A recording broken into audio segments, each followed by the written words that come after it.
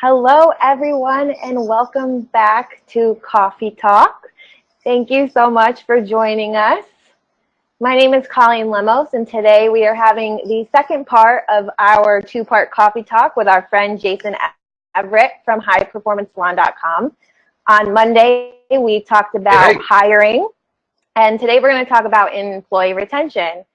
Before we get started, there are two things that you may notice. One, we are on a different platform today, so hopefully we can be uninterrupted with Jason's amazing content. And number two, you may notice a familiar face. We have Tanya with us today. Oh, yeah! Hey guys! Tanya's worked for 10 years in spa management, so I think that she'll be really great in giving us some valuable information. So let's get into this. Jason, I know on Monday you told us that you do not drink coffee, even though this is a coffee talk. So I know a lot of our viewers, they use coffee is really like the motivation to start the day, right? You drink your coffee and you're like, okay, I can actually do this today. So since you don't drink coffee, what is your go-to motivation to really help you start the day off on the right foot? Yeah, so I didn't say this on Monday. I'll give you like another piece of like secret intel on Jason, and this is kind of like a more recent thing. And by the way, I told you I'm down here in LA and I didn't bring my coffee cup with me, so don't like make me bring it up. But I did bring you a photo of it. I did at least have it. Like it's with me in spirit. You know what I mean? Like it's here. That's all that matters. Yeah, that's how I roll. I just want to make sure. So if you occasionally see me do this, I might just, you know, Works. By the way, if you guys can hear and if you can see, if you can type in the chat in the questions box, say it, we can hear and see. I just want to make sure this is working because I don't see any comments yet. But if you guys can say hear and see, that'd be awesome in the chat. But yeah, so one of the things I do in the morning when I get up is I have like a fitness routine and I have a meditation routine.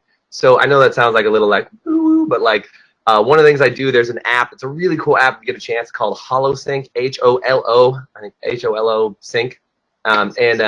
Basically the way it works is you can like just turn it on for 30 minutes and it helps you meditate. Now, I think meditation is going to be big soon. I think it's going to be even bigger than it is because so many people, like, they wake up in the morning and they, like, check their Facebook feed or Instagram feed for, you know, or Snapchat for 20, 30 minutes before they roll out of bed.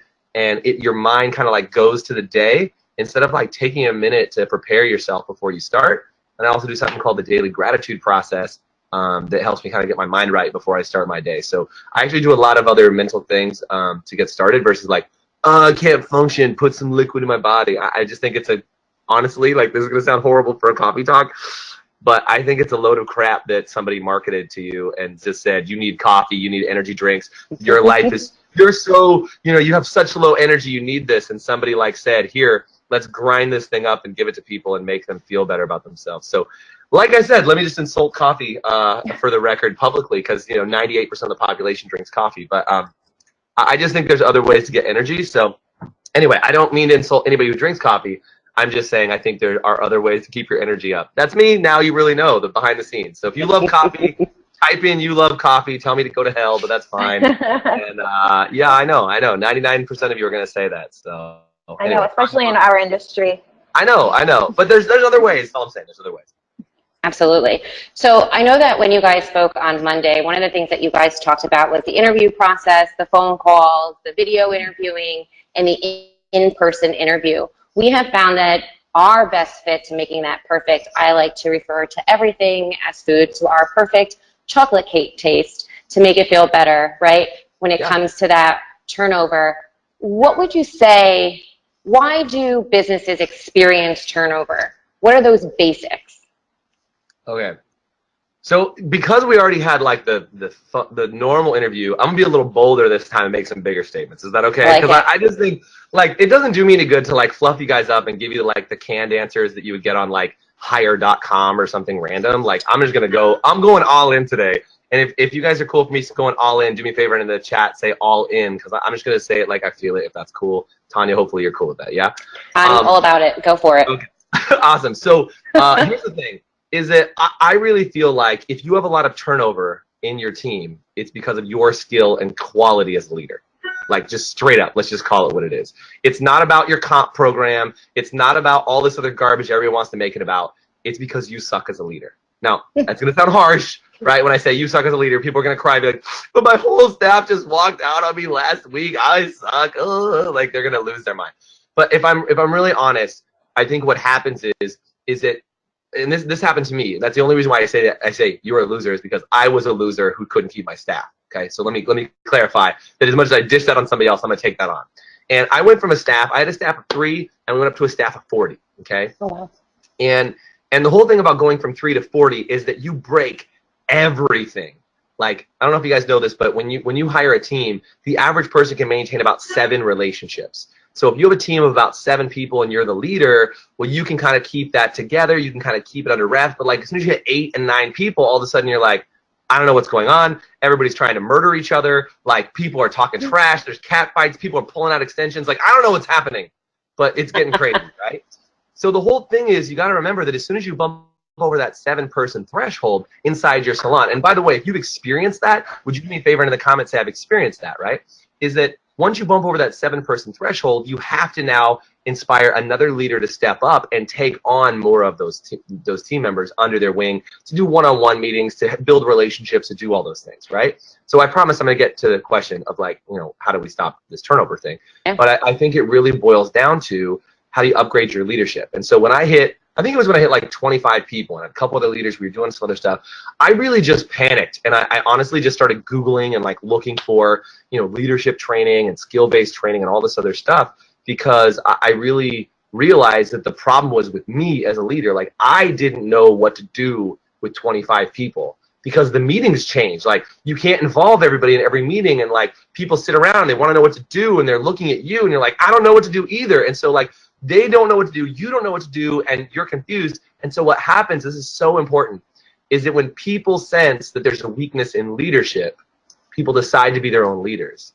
And so this is the thing that I want to like get out of this entire interview. I'll say it now, and then we'll probably talk about it through that, like echo through the whole thing, is that if you want to keep your team, you need to find and identify the leaders, cultivate them and step them up to be better leaders, and then groom them to be leaders on your team. Because what happens is when somebody leaves, in 99% of the cases, at least in my experience, okay, 99% of the cases, when somebody leaves, it's because that was a leader. Well, I shouldn't say that. 2 reasons why people leave. 1 is that they were a leader that was not identified and not cultivated. Or 2, they just don't want to work. Like that happens too, right? There's people that like are just really bad employees, and I say they don't want to work. They're not a good fit for your team. Right? So they're either not a good fit for the team, or they were underappreciated or undernoticed. I don't even know if that's a phrase, but like undernoticed leader, underappreciated leader. Does that make sense? It does. Yeah. So I don't know if I spent like 4 hours answering the wrong question, but does that help understand a little bit of like why I think people leave, and you got to upgrade your leadership skill? That's why we focus on that exclusively. Yeah. No, that totally makes sense. So it almost seems like turnover is a learning process within itself, especially for a leader. So do you think that it's always a bad thing, or is there some good in it for businesses? Good question. So I think you're going to get me into the thought that I have about how we teach leaders, because we're doing a program. The reason why I'm in LA is getting ready to go to Pensacola. We're doing a program called Leadership Launchpad, which is all about how do you cultivate, groom leaders and bring them up to speed, right? And one of the things that we teach on when we do any sort of team building, training, etc., is we create something inside a business called a code of honor. And a code of honor is a set of rules and systems that helps you identify like how your business functions and operates. And if you guys have a code of honor, say code of honor. I'm seeing a lot of you guys are typing in Eric, Michelle, Faith, Michelle, let's say Michelle, Steve, Ruth, Brittany, you guys are all typing in, and thank you guys for playing along. The rest of you guys that are just lurkers, it's cool, but like play the chat game. Okay.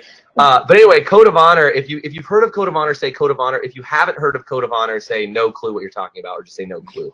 But a code of honor is a set of rules. And I actually brought our office's code of honor because I wanted to show you guys.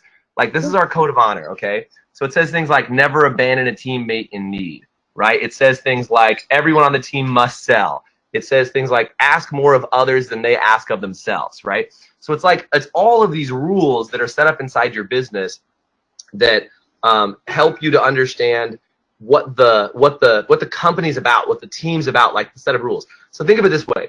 If you were playing football, and I don't know if you guys are sports fans, so just stay with me even if you're not. Most people, salon owners, are like, yeah, I don't know what you're talking about. but if you were playing football, you just understand that's this shape ball, right? If you were playing football, right, and you were playing with baseball rules, and you stepped on the field with a bat, that would be weird, right? Like you're playing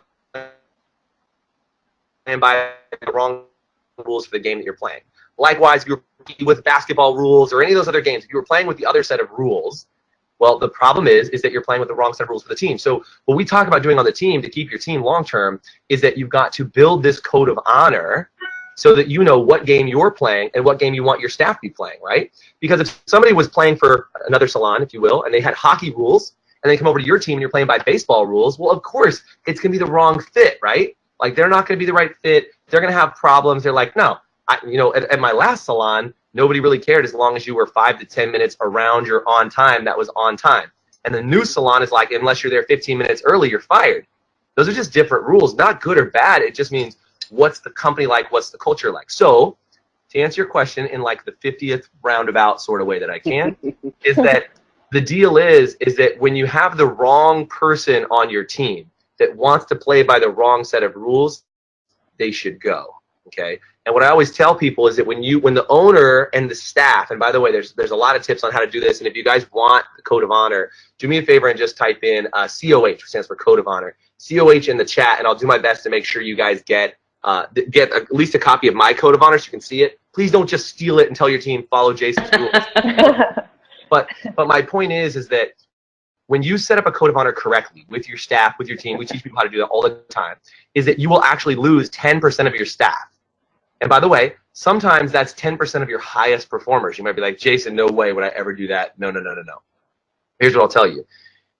When somebody doesn't want to follow your rules, this is back to the question, right? When somebody doesn't want to follow the rules that you set up, they're actually hurting your team. They're sabotaging your team. And they're making it so that it's harder for the people who want to play by the rules to actually win. And so when you say, like, is it a good thing when somebody leaves, or like, is it good, is it bad? I think if the right people stay and the wrong people go, that's exactly what you want. Does that make sense? Absolutely. I mean, like, I know you guys don't like to work together, right? So don't you wish? Can't you see we're in separate rooms? Yeah, I know. You're like, I'm not even going to hang out with Tanya. No, but the idea is, like, when somebody joins the team and you're like, they're not going to last, right? You're you like, can tell a little bit. I don't think they get our culture here. They're a little weird, Like, maybe I wouldn't fit in your culture over at Millennium. I don't know. But, like, you have your own culture, and you got to make sure that people are a cultural fit. If somebody comes in that's not a cultural fit, that's a bad day. Does that make sense? It makes sense. Definitely. Absolutely. So let me actually spin you off on that for a second. You're talking about, essentially, when I'm in the business, I can kind of tell, like, you gave the example of, you don't know if you would be a cultural fit for us. And, things of that nature. Are there things that businesses can do to kind of combat that? Kind of say, when I'm going through that interview process, I really want to make sure that I can retain this employee. Are there certain, like, body languages that they should be looking for during that interview process? What are those red flags? And it's something that I personally struggled with when I was in the industry. I worked for Hand & Stone, hiring massage therapists and front desk and estheticians. So it was something that I struggled with because I always felt as if I got that one great person. The resume looks amazing. And maybe they were doing this the entire time. And I didn't catch on to those things. So what are those big red flags that we should be looking for as managers and owners? Good question. If they blink too much during an interview, don't hire them. Okay. That's the simple. No, I'm just kidding. I mean, that would be weird too. But what I would say is that I go back to the code of honor. Like, you're gonna hear me go back to that almost every time, because here's how I use the code of honor in the interview. When we were talking about interviewing earlier on Monday, one of the things I said is, on the last interview, I usually bring in a staff member who embodies our culture, and I have them go through the code of honor with the potential new hire. And I literally make them go through the entire code of honor, line by line, and ask them, what does that mean to you? So if I say, like, in our code of honor, it says, be on time by being early. Okay, so in our code of honor, it says, be on time by being early. So I'd say, Tanya, what does be on time? And you don't have to answer it unless you want to. But, like, if I said, Tanya, what does be on time by being early mean to you? And Tanya's like, damn it, I'm a hot mess when it comes to being on time. 3 minutes behind is always on time. It's awful. Okay, so so here's the fit. Here's what I would say is, like, okay, well, Tanya, so and if you were in an interview, like, because here's the thing, I just saw your body language and I knew immediately that on time was an issue for you.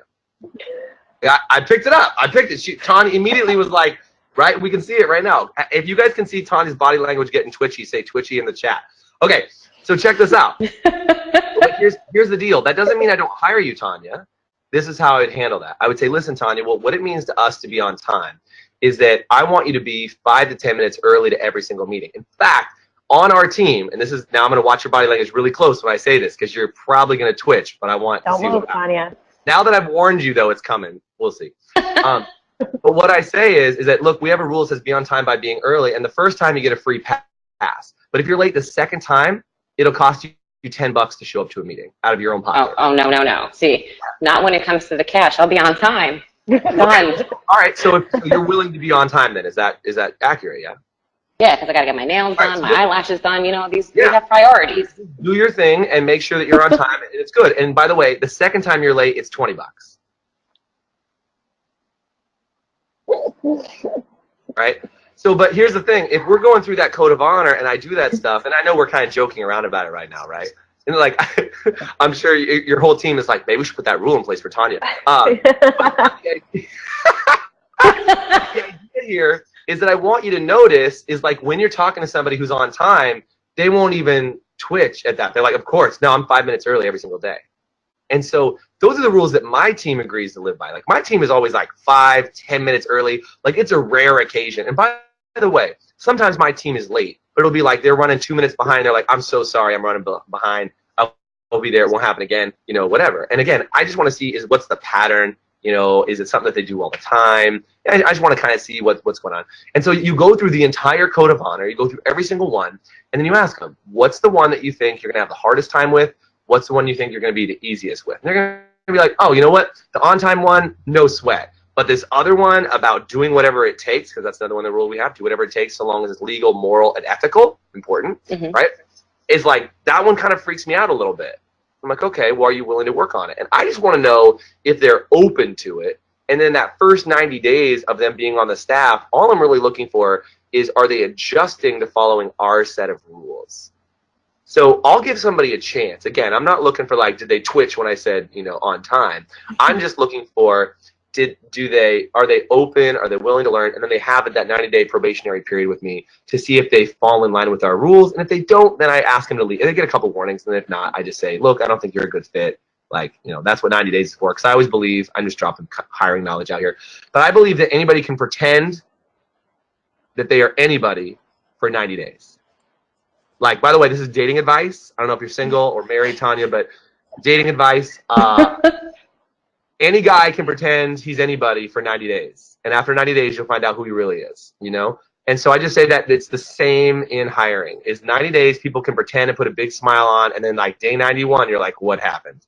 So just keep that in mind. That's kind of a general guide. And by the way, if you guys feel on the chat, if you guys feel that you've had people who've like gone crazy on you at the 90-day mark, do me a favor and say 90-day crazy in the chat, because it happens for real.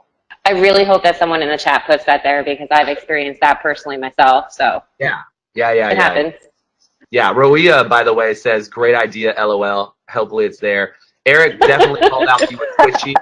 Eric noticed you were super twitchy, by the way. And Tina Black says 90-day crazy. See, at least somebody put it. See, yes, someone was crazy, yes. Totally. So does that answer your question? Am I doing okay so far? Like, I'm just making Excellent. sure we're answering the questions and I'm not dancing around them too much. Oh, excellent. No, absolutely. Jason, going back to the kind of the interview process, you said on Monday that you are a really big fan of trusting your gut in terms of the applicants. Totally. So are there, I know Tanya mentioned red flags, and another thing, I mean, they have to be a cultural fit, but let's say, would you trust your gut even on a resume where, let's say, someone's at a different job every 90 days? I mean, do you weed those people out, or you have a feeling and that kind of overrides that? I would just say I like take it under advisement. You know what I mean? Is like I go back to dating. Well, let's say you go on a date and like somebody's dated a whole bunch of losers over the last year. Would you like not take them seriously? Like, oh, you dated a lot of people in the last year. Clearly, you're broken. I mean, you know, it's possible. But again, I just take it under advisement. So like. It's hard because to me, if you look at it on things like resumes or whatever, I'm more of a gut check person. I want to feel out the person, and like I said, I'm more interested in how they feel about our rules. And we'll talk about this a little bit later. But I also want to see what their future focused commitment is. Like if I like here's one thing that happens. If I'm interviewing people and they're talking about their life and they say something like, you know, I just don't know what I really want to do, and I really like trying out new things and like checking it all out and seeing what's happening. This kind of sounds interesting. Not really interested, right? But if they're like, no, I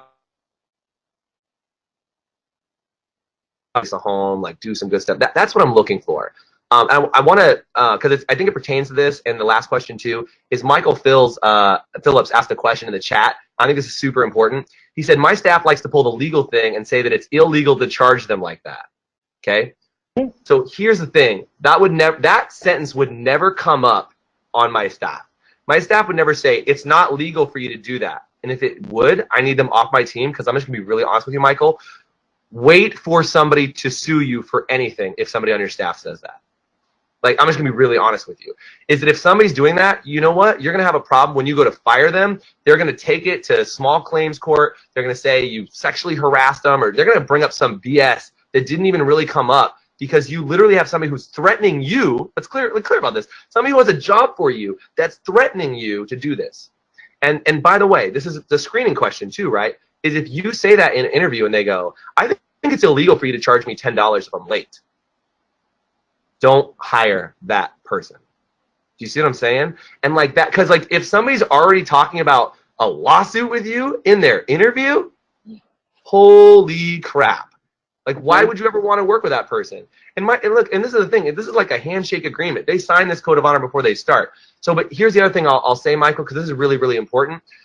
You can't, because your mind's probably like, screw you, Jason, I hate that feedback, I don't like it. So let me just clarify something. And I hope this is good for everybody else. If it's good for you too, say me too in the chat, okay? But here's the thing, is that, Michael, if you just go in and say, guys, I'm instituting a new policy that's $10 every time you're late, they're going to say that to you. They're going to say, it's illegal, you can't charge me. Because what they're saying is, I never agreed to it. It's not a rule you can just impose on me, is you can't just force me to do it. See, the difference of how I build a code of honor is we sit down and we make the agreements together. And I say, look, guys, on time is an issue. And do we all agree that it's important to be on time? And everybody goes, yeah, I think it's important. And I go, okay, well, let's make it serious then. If we all say it's important to be on time, we're all willing to be here on time, then let's put a boundary on it and say, let's put our money where our mouth is, which is that if somebody's late, it's going to cost you $10. And let me be clear. This is not $10 that, like, you know, makes me more money as an owner. Like, I don't care about making an extra $10. We'll put it into like a party fund for the salon or something. But that's just an apology to the rest of the team for wasting their time waiting for you to arrive. It's an apology.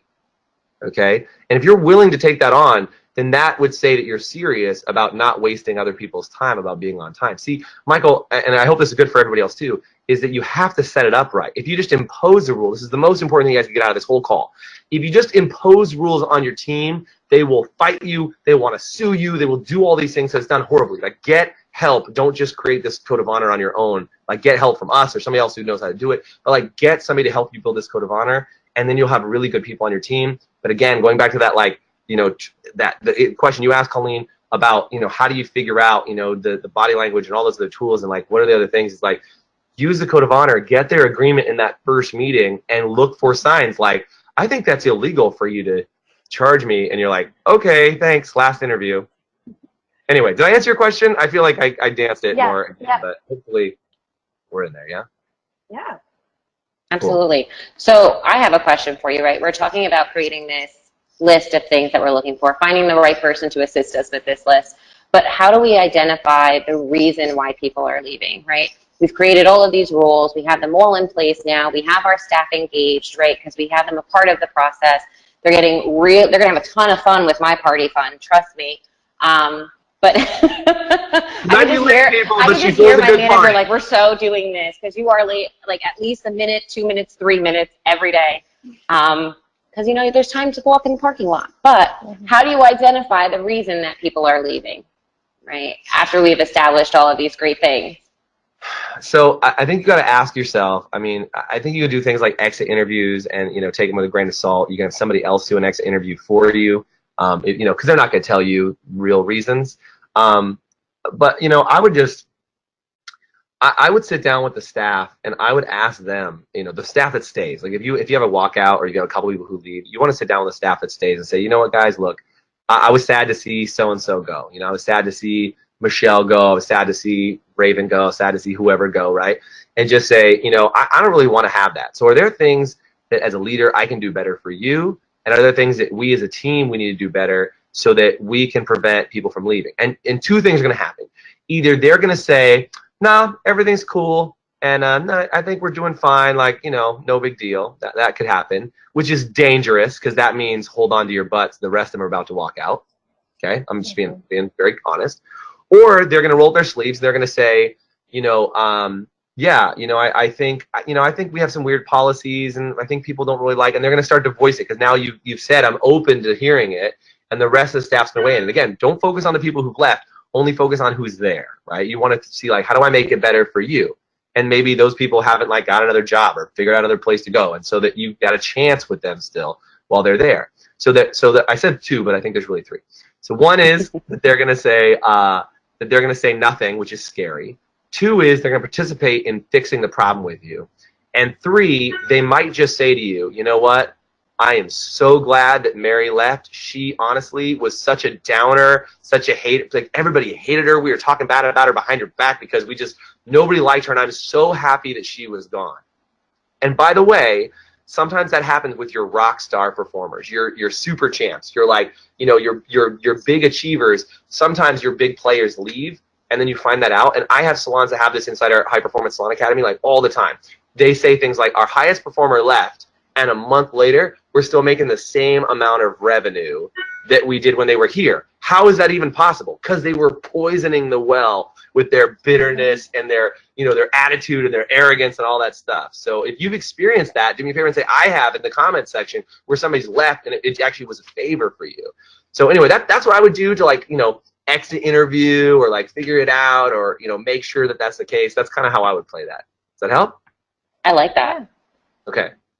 Again, I feel like now I'm getting grilled by, like, this interview panel of judges that are like, Jason, how would you handle this situation? And I'm waiting for like a hold up a card and say, like, 9.2, 8.6, you know, 1.5. I think you guys should grade my answers. That would make this a crazier interview. You get a 10 from me. I like 11. Ooh, she came in out of nowhere. Yeah, hey, well, speaking of, you guys say in the comment section, was that answer a 10 for you? Was it a 4? Was it a 5? How helpful was it for you? You guys do me a favor and comment in the comments. And by the way, I'm having you guys play along in the comments because I want you to know, when you're on with me live, you might as well play along. I'm just saying, like, play the game. Stay focused. Let's do some awesome stuff. So anyway, hope this is helpful. So I really like what you said about sitting down your team and really getting a feel for what's happening. And I mean, hopefully they'll tell you the truth. And it can be a learning experience for an owner, and it could be disastrous. But so if it's not option number 3, where everyone's like, thank God that person left, and someone leaves and is the biggest performer, that kind of turnover can really rock the boat in terms of, like, employee morale and the business culture. So how do you keep the staff happy and engaged after that initial transition period to kind of keep the momentum going? Like, okay, we're going to create positive change now, but how do you start that process? Yeah, super easy. Free drinks for the staff. Yes. You know, like, open bar at the salon every day. While I joke, that's not a bad option sometimes at the salon, but you know, I think it's all about, you know, we talk about building championship teams. And I think the thing about building a championship team is it's just like a relationship you've got to cultivate, right? Mm-hmm. Is like, you know, you've got to do things with your staff. If the only thing you're doing with your staff is saying good morning to them, like, that's not a good day, right? So you know, we talk about how do you have amazing staff offsites. And by the way, when I say offsite, I just mean, like, you could go get frozen yogurt with your team. You could buy them sandwiches one day. You could, you know, like, have ways that you do things with your staff, especially do things like break bread with your staff. What you'll find is that a lot of people, at least in my experience, is that what happens is they only give their staff time when they need something from their staff. Mm. I'll say it again. They only give their staff time when they need something from their staff. And if that's you, comment in the chat and say guilty, okay? I want to know. Because here's the thing, like, I'm guilty of it too. Like I said, let me blame myself. Is that sometimes I'll sit down with my staff and I'm like, I really have to have this big, heavy conversation. Maybe I should take them to yogurt, you know? Like, and I'm like, aha, I ambushed you. And by the way, your children know when you're sucking up to them. Your spouse knows when you're sucking up to them. Your staff knows when you're sucking up to them to get something accomplished. So what I would say is put a frequency plan in place to make sure that you have something going on a regular basis, once a month. Oh, thanks, Tanya. Once a month, once a quarter, and just make sure that every once in a while that they have some time with you guys. Enjoy their time, and they've got something on the list that they can do with you when you don't need something from them. Does that make sense? It does. And by the way, again, it could be, flying to an educational event. It could be bringing an outside educator, or making sure you bring in, bagels from Noah's Bagels, or, if your team is all gluten-free, like just bring them in a fidget toy for $2, from the dollar store. Like, it doesn't have to be crazy. And I think you have another question that might come up in a little bit that we'll talk about, but I'll mention it a little later. If you haven't read the book Love Languages, to know how your staff sees appreciation, by the way, that's another really good tool. Have you guys read that book? Do you know anything about that book? I have not. Oh. What? I'm sorry, I have not. I'm about to change your life forever. I love this book. If you've read Love Languages, would you guys type in Love Languages? Yeah, Sarah says she has the book. Brittany says I have. Faith says she has it. Cool. So wow. I'm going to digress. Can I digress? Are we cool? We're still on an interview time limit here. Great. When you're like, Jason, shut up, just like pull your ear, and that'll be the body language that says stop talking, okay? So here's the thing. In the 5 love language, it talks about, and hopefully I can remember off the top of my head, it's 5 different types of ways that people perceive love and appreciation. And this is in your primary relationship as well as at work. So the 5 love languages, if I can remember them, are physical touch. Now, by the way, in a relationship, physical touch is different than an employee. Like a high five is physical touch for an employee. Let me clarify, okay? Not like good job, Susan. Just to clarify. So physical touch. Acts of service, which means like, I did something for you. Like, hey, I noticed that, you hadn't swept up yet. I just went ahead and swept it up for you, right? That's act of service. So physical touch, act of service, words of affirmation. Like, hey, Colleen, you killed it on today's interview. And Tanya, you did amazing. Like, you were super fun. You were a great addition to the team. So like a positive word of affirmation makes a huge difference, okay?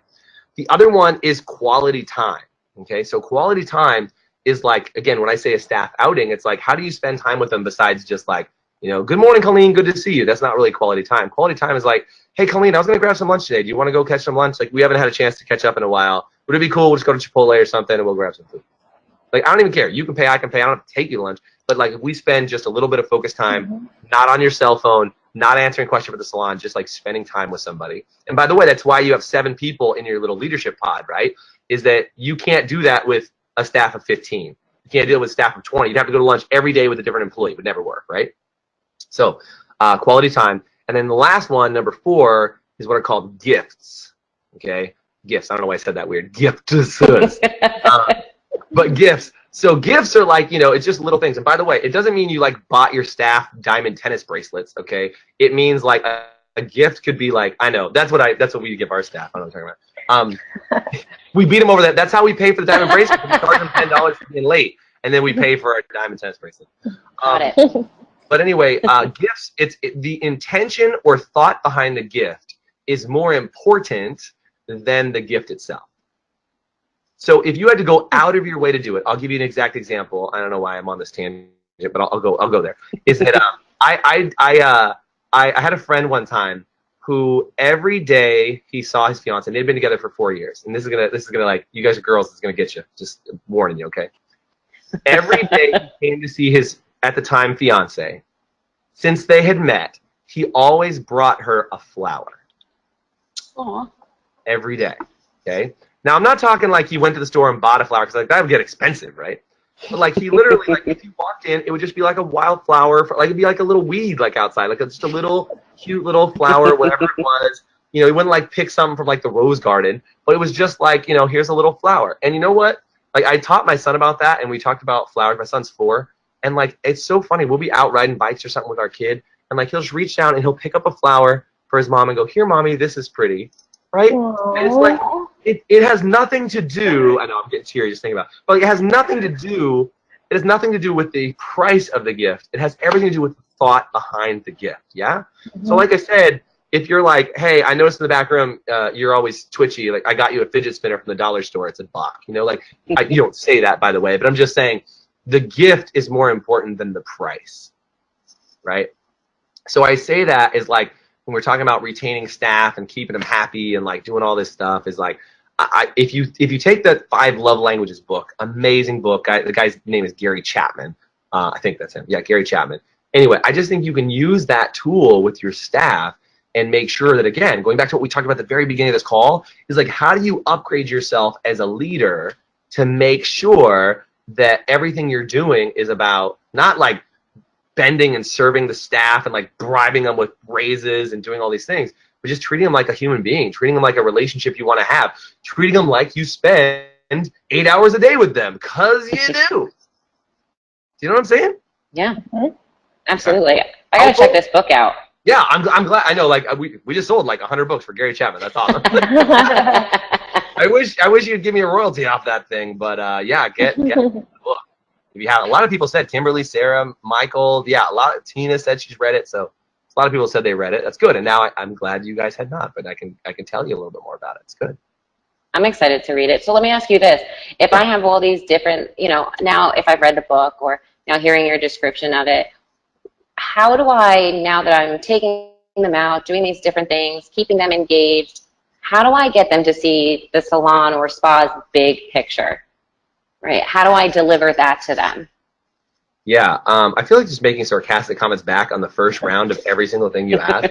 I'm going to try to refrain on this one, but I want to have some like smart ass answer the first time, so I'm just going to refrain. That was my smart ass answer, just that.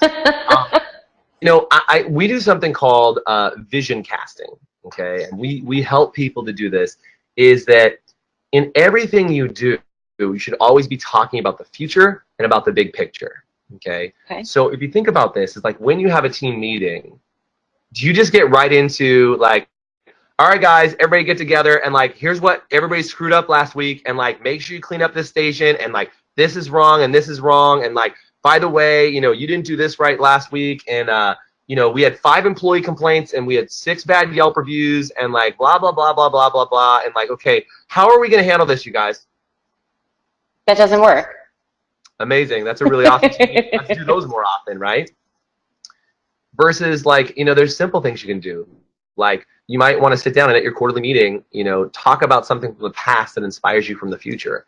Like, say, I don't know if I've ever shared this with you guys, but can I tell you like the reason why we started our salon? Like, I just want to share with you, is I really felt that in our town, I'm just making this all up, but this is all fake, okay? I'm just making it.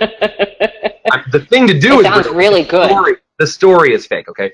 But if I said, look, we were in a small town, and like I was working in another salon, and I was just disappointed is that people were being treated like a number. They were coming into the salon, and like it was just like churn them out, and like, how do you force feed them some product they didn't like? And I just hated that. And I just really thought there was a better way to run a salon. And so when we started My Great Salon Company, I really wanted to make sure that it was focused on the guest when they sat in the chair, that they could get a full consultation, top to bottom, everything from, hair, makeup, how they feel on the inside, massage, like all these things. I just thought that there was somebody who could do it better. And since I didn't see it in town, I decided to start on my own.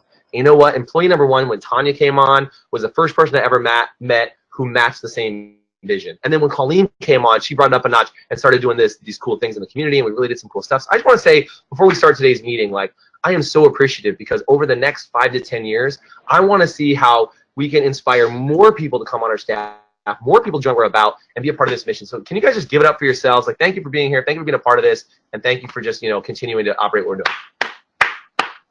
Right? Like, okay, who starts their meeting that way? And you guys comment if you guys lie through your teeth and say I do in the meeting, in the comment section. You guys say I start meetings that way. But if you don't, be honest and say I don't in the comment section. Is that I think most people are so obsessed about what's not working, they forget to talk about how it got started, what they do, what's going on. And I'll just tell you, like, when I get on the phone with salons because we have an application process for our High Performance Salon Academy. Like, you can't just join it. You have to like apply and do all this stuff. The very first thing I do is I just ask them, what made you want to get in the business? And they tell me this incredible story about like how their mom was in the industry for years, and they watched her work really hard, and they knew it was an amazing business. They tell me this amazing story. And then I just ask them, when's the last time you told your staff that story? And they're like, never. And I'm like, well, look, if you want to inspire a movement, and that's what we try and do at our academy, right? Is like, we want to inspire a movement by creating all these different things. Is that if you want to inspire a movement, you got to tell your story. You know what I mean?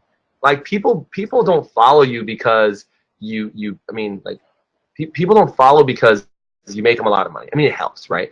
But like, people don't follow you because you have perfect hair. That helps. People don't follow you because of like, how shiny your sign is. It helps. They can become when they hang out with you. Does that make sense? People follow you because of who they believe they can become when they hang out with you. Yeah?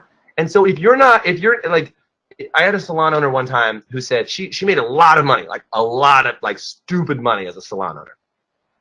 And she said to me, Jason, I never allow my staff to come to my house because I don't want them to know how big it is. I have a different car that I drive to the salon because I don't want them to know that I have this other car. I mean, literally, this is the crazy level, okay? But her biggest problem she had was, she said, you know what, Jason, people don't want to own the salon. They don't want to buy in. They don't want to be a part of the salon. And I said, well, you never let them see the spoils, if you will, of what it's like to be an incredible salon owner. Like, you never let them on the inside. They're like, well, I'm just worried that they won't want to work for me if they know how much money I actually make. I'm like, so you're lying to your staff every week to let them know? And like, so you come in, you look broke, you seem pissed, and like you seem like a generally unhappy person. Like, who wants to be you? That's a harsh reality, right? And I said, can you just open it up a little bit and let them see what it's like to be awesome and be successful and be all those things? Because guess what? That stylist who works for you might want to be you in 10 years. And if you cultivate her right in the leadership process of building up your salon, guess what? At the end of a year or two, or maybe 5, or maybe 10, that person's gonna be the one that taps you on the shoulder and goes, you know what, I'd really like to buy into your salon. I'd really like, you mentioned about, retiring at some point. I just want to like put my hat in the ring and say, like, versus going and starting a salon down the street, which people do, why not let them buy your salon out in the future when they're ready to? Or let them buy in now and start benefiting from being an owner if they have ownership interest. Yeah? Yeah. That's great. So Jason, I do a lot of research for our blogs and white papers and our content, and I teach myself a lot about kind of the stats on employee morale and leadership and helping employees feel valued. And I feel like it's a very common misconception, especially with like the millennial employee force, that they really only care about money. And I know you've already really said this is about treating them as a human being, but I think it just really helps to drive home that idea that it's not about money. So I really believe that it can be about money and will be about money, because money creates lifestyle. Because really what money buys you is money buys you time. Okay, so there's only 2 currencies on the planet: time and money. That's it. Those are the only 2 currencies that exist. Bitcoin doesn't count. That's all I'm saying. Okay, there's time and there's money. So here's the thing about this, is that if you have more money, theoretically you have more time, kind of, right? Is that like, if you want to go on a vacation, you need some money. You can't just necessarily, staycation, but that's not what I'm talking about. If you want to go on vacation, you have to have some money. You want to have a nicer car, you have to have some money, or you trade your time for money, or you do all these things. So they're usually one and the same. But what I would say is in the salon industry, more than any other industry on earth, you have the ability to control how much money you make, right? I know there's some salons that have people on a salary that stay on salary for their whole lives. And I know that some people are booth renters and they control their own income and destiny based on how much money they make. But as a commission salon, which we work with almost exclusively commission salons, is that one of the things, and I don't know, I might even be able to pull it up for you if you want to see it. You guys tell me if you want to see this thing, 'cause it's kind of cool. But one of the things that I think is really powerful that you got to do is in the salon industry, and I've worked in tons of industries before salons, and salons is the one that like I found my home in. But what I found in the salon industry is different than any other industry, is that when you start talking numbers, people glaze over, right? Because I'm like, oh, well, if you can get like a 15% RTX, and as soon as I said 15%, they're like, wah, wah, wah, wah, wah, wah. Like, I was talking to somebody, and you guys might just be like, yeah, I don't know what you're talking about either. They didn't know the difference between a 15% increase or going up 15 out of 100. Like, they were just confused about what a 15% increase in business was, and so it's like, well, if you don't even know what is, what's a 15% retail to service dollar, or you don't know, like, if you added one more retail product, how much more money would you take home? One more retail product per day as a sale, how much more retail, how much more income would you make? So we created something, and I wasn't planning on talking about this, but if you want to see it, I'll show you. Thanks, Tanya. One of the things we created was this dashboard for people that they can actually see, and they can say, well, here's my commission percentage, here's my tip percentage, and they just adjust these little dials, and it actually does the calculation for how much more money you would make if you adjusted something. Because like I said, most stylists don't give them a calculator and say figure out how much money you want to make. They all know how much stuff costs, right? They know how much a car costs, they know how much an apartment costs, they know all that stuff, but they have no idea how one of the things that they do can impact how much they make. Does that make sense? Absolutely. I mean, do you guys want me to see if I can pull that up real quick, or is that weird? Pull it up. Let's see it. Okay. All right. Colleen, you cool with that too? I mean, I'm just making sure. I'm cool with that. I need 2 votes is all I'm saying. So would you say that, while you're looking it up, that money is definitely a motivation factor in terms of using all these strategies, and you have the right culture, you're in the right fit in the business, and you have the motivation to really be the best, let's say, money-making employee that you can be? But do you think it's as equally as much as a factor in if they'll stay with the company?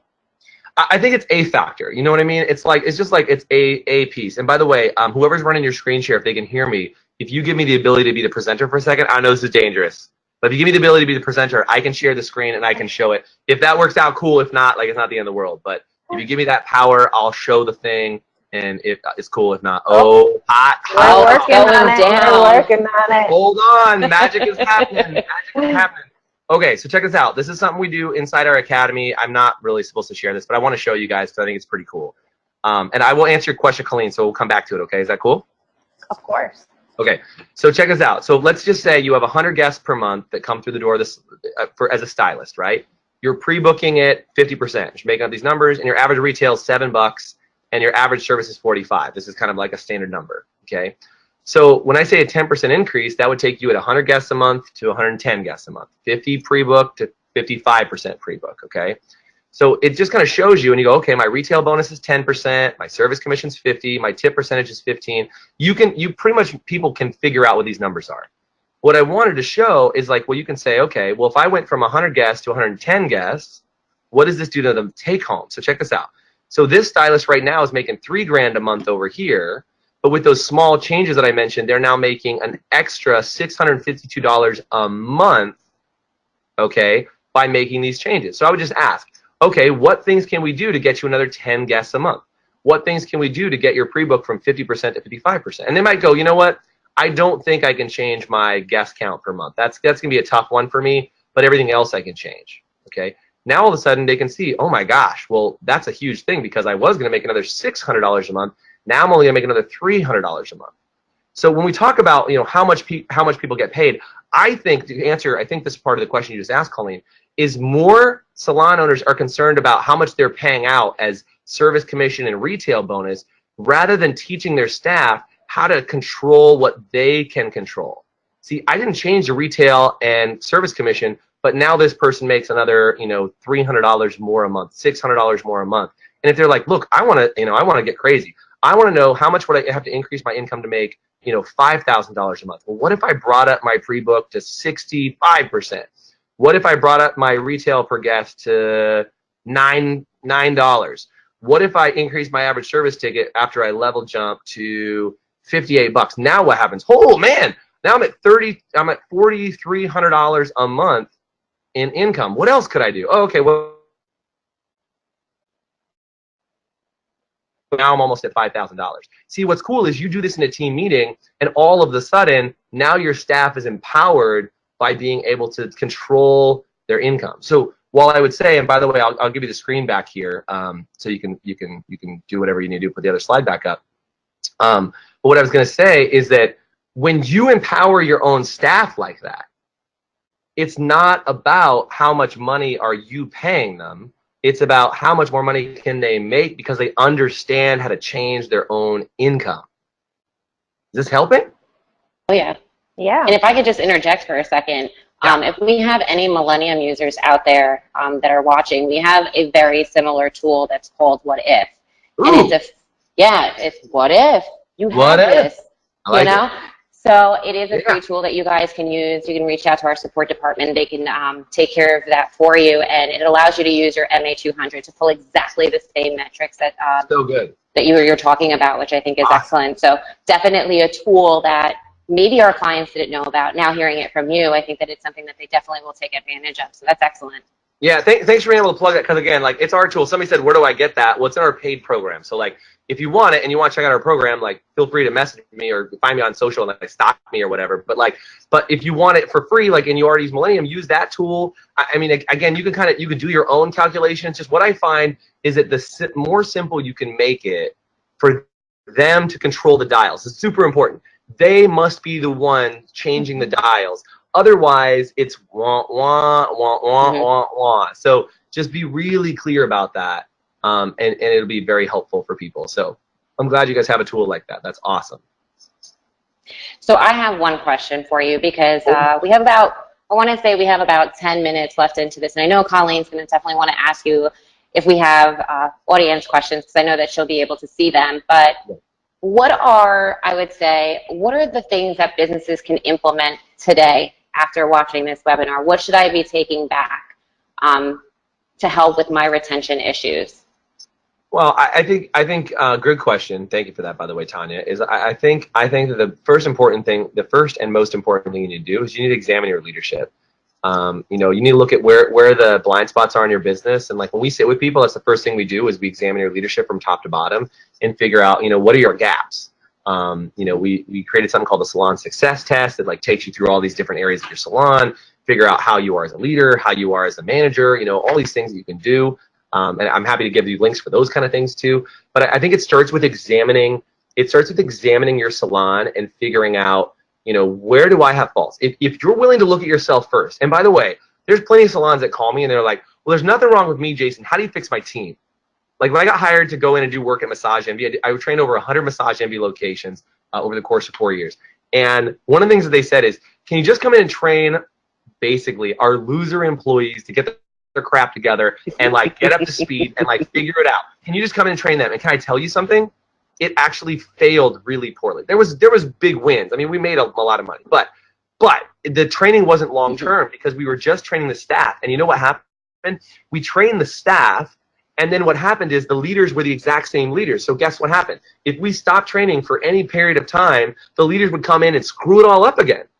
So in our High Performance Salon Academy, like, this is weird. A lot of other training companies, they train the staff. We never train staff. We only train leaders, managers, and owners only.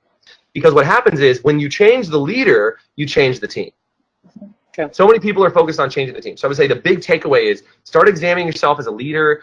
Jump on the phone with us. We can do like a leadership audit for you, or have a phone call, or whatever it is. But like, you can do it on your own. You can do a self-assess. It's a little harder to self-assess yourself because you think you're a pretty awesome leader. Like, we're all clearly amazing.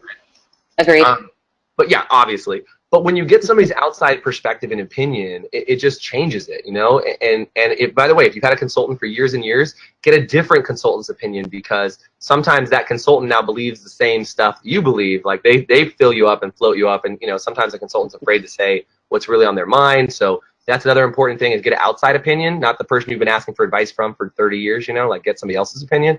And I would say that even for my clients, like, find out, who else can give you outside opinions, to be able to give you some perspective. So. Does that help?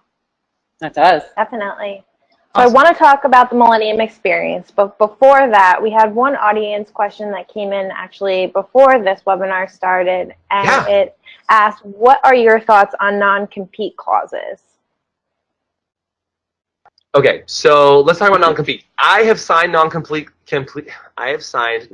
clauses through various jobs that I've ever had. And I want to start out by saying I am not an attorney, and you need to talk to your attorney, okay? Because this is really, really important. So I'm not giving out legal advice. I'm giving you questions you should ask your attorney, okay? Is that, first of all, it varies state by state. And in most states, because I'm in California, which has a lot of random salon laws, is that in California, a non-compete has been proven to not be enforceable. So meaning you can't prevent somebody from earning an income doing the only job they know how to do. So even if somebody makes you sign a non-compete, it doesn't really stand up in court in California. Again, that's not my legal advice. That's just my own practical experience. Okay? I've not been to court over it. I just understand that that's kind of what's been said and my understanding. Okay? Secondarily to that, I just would say, if somebody's the right fit for your team, they'll stay. If you build your code of honor right, the wrong people will leave, the right people will stay, and you don't have to worry about like having a non-compete. I had a salon who was in our academy for about a year, and they made everybody sign this like death, like we're gonna kill you if you leave. It was like the break your ankle. Yeah. And you know what? I didn't know this until after they left our academy, but I ran into somebody else who knew that salon, and they said the only reason why people stay is because they have the scariest non-compete clause you've ever seen. And everybody who works there hates it. But they're so afraid to leave, they don't leave. So let me ask you this. Do you want a bunch of people who work on your staff that are afraid to leave because you might sue them? Boy, that sounds like a winning team to me. So, I think it's a real question, about like, what do you think about non-competes? But I just feel like, I just feel like in my business, because I've also trained a better part of 10 of my competitors. Just being honest. People come in, learn how I coach, how I train, how I teach, and they leave and go try and do it on their own. But can I tell you something? Everybody who comes in and trains with me who leaves and tries to do it on their own, they don't execute the same way that I do. They don't have the same business background that I do. And they end up usually closing I hate to say this way, but they close their business within 6 months after leaving. They start a business, they come off real strong, and then it goes away because they only know half of the recipe. So I would just say, you know what? Let them go do their thing. Let them go rent a booth somewhere. Let them go do their thing somewhere else. But I would just say, if you have a good relationship with your employees and you've got a good code of honor, you don't have to worry about a non-compete in that same regard. My own personal feeling. I really like that advice. Cool. Okay, switching gears, the Millennium Experience. You will be educating there. Can you tell everyone a little bit about the Millennium Experience and then give us a little sneak preview to your classes? Come on. Yeah. So first of all, I went to the Millennium Experience the first time last year, and we were in Fort Lauderdale, right? Fort Lauderdale? Yep. It was incredible. Like I didn't know you guys partied like you party because you party. But like it was beautiful. The event was gorgeous. Like it was no chintzy experience. Like it made me want to step up my game. That's all I'm saying. It was gorgeous. It was beautiful. The education was amazing. I mean, there's one guy who's going to be there that's pretty awesome. You should check him out. But like but no, the quality of speakers that were there. I saw Win Claybaugh, who was there, who was incredible last year. I also saw Mark Bustos, who like blew my mind. Like it really inspired me, ignited me for like power in the industry. And I know you guys have Sam Villa, who's a good friend of mine. Like dude, I'm so stoked. I actually am interviewing Sam Villa in a week and a half. I'm interviewing him on the other side for a program we called Lessons with Legends. He's gonna be interviewing, but I've coached him. He's an amazing dude. I love that guy. And so Sam Villa is gonna be there. And I just think if you guys don't go to Millennium Experience and you have Millennium as a software, like why? And if you don't have Millennium as your software yet, which is crazy because you should. It's a good software. Not every client I know has it, but it's incredible. And what I would just say is that even if you don't have Millennium, go to the experience because the education is off the hook. And I think, like just like this education we're doing right now, Millennium really believes in educating you as a stylist and you as an owner to make sure that you're good. So, I mean, I just believe anybody who believes like I believe in education gets my like 10 thumbs up vote of approval. So anyway, if you haven't been there, I'm pretty sure you can get $100 off, right? Is that correct? Yep, using the code Jason100. Use my promo code, people. If I don't get credit, they don't bring me back. So make sure you use my promo code, Jason100. You get $100 off a ticket. So yeah, I'm pumped to be there. I'm really stoked. And come up. If you see me there, like come and talk to me. I'm not one of those weird people you can't talk to. Like come accost me and I'll say hi. We'll take a picture. We'll do something. Like I'd love to see you guys. Cool? Cool. Well, we are so excited to have you for the Millennium. Can't talk anymore. The Millennium Experience, and thank you so much for doing this wonderful two-part coffee talk with us. It's been such a pleasure to have you, as it's always a pleasure. And thank you, everyone, for joining us. I hope that today we did not encounter any technical difficulties, so it's been so wonderful. I think that's a win in itself, right? Woo! Yeah. I want to thank everyone for joining us, and please let us know if you want Jason's code of honor. We can definitely get that to you guys. And thank you for joining us, and join us for Tanya. Our next one's August 20th, Coffee Talk. Yep, can't wait to see everybody. It's gonna be good, people. Make sure you show up. It's gonna be awesome. Don't drink any more coffee. Oh yeah, to our coffee, guys. Have a good day, everyone. See ya. Bye, guys. Thanks so much. See ya.